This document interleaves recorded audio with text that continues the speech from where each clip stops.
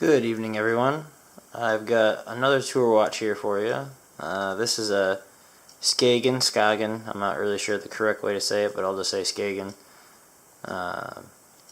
Titanium quartz watch. This is the, get up and focus here, SKW6305. So this is I'd call this a dress casual kind of a watch. You got integrated bracelet, as you can see, kind of integrated. It has the screws, so you could probably replace it, but it comes with this brown sort of a calf skin. Very nice, simple. No real loom to speak of. I'm not sure if the hands are loomed. If they are, they're loomed so terribly that they're basically not, But it's a day-date quartz movement. Doesn't really say where the quartz is from. No country of origin really on any of this stuff. The watch goes for about 70 bucks on Amazon, so considering it's a titanium case, I'm assuming it's all Chinese. But let's get some dimensions here. It's a very wearable watch. In case you haven't noticed already, it's incredibly thin.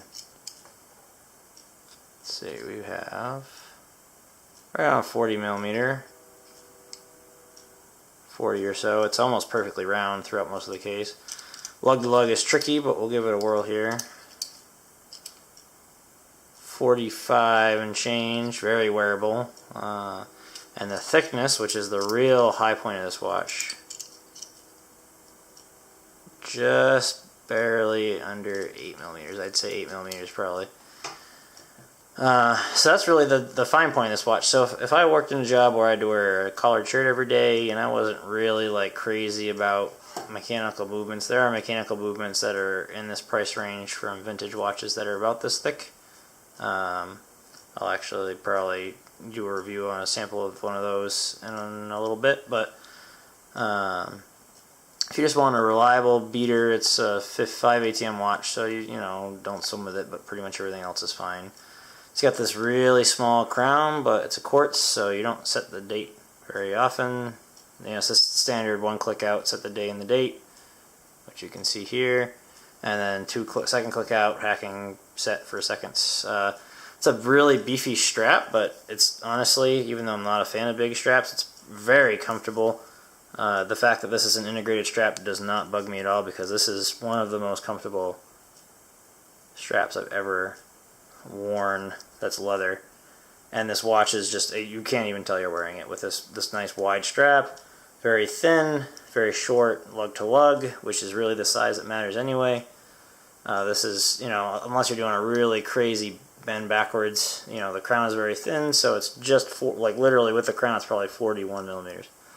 So very wearable. I wear it on the third hole. I got a 6 3/4 inch wrist, so you could probably go down to 6.5 or just a little under, and it goes way out there, so you could probably do like an 8-inch wrist with this. Just a really high quality all around kind of dress casual watch, funky watch, good. It's actually got a signed crown. I just noticed that. 1 second. You can just barely make it out there. It is just I'm assuming the Skagen logo. It looks like two kind of arrows facing each other. But it kind of looks like a sandwich dial, even though it isn't. So I don't know, if you're just looking for like you wear a diver a lot of the time, but you kind of want a funky piece to show off with every once in a while, this is definitely there. It weighs almost nothing. We'll get some weight on it here.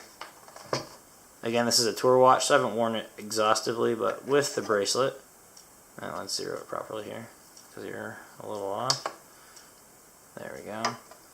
We're talking 1 ounce and a third, or 37 grams.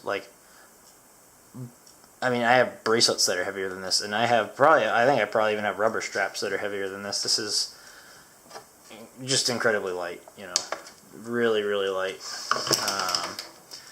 So I haven't worn it a ton. One thing that people are really anal about with quartz watches, some people, is whether or not the second hand hits the markers. There we go. And it's pretty close with this guy.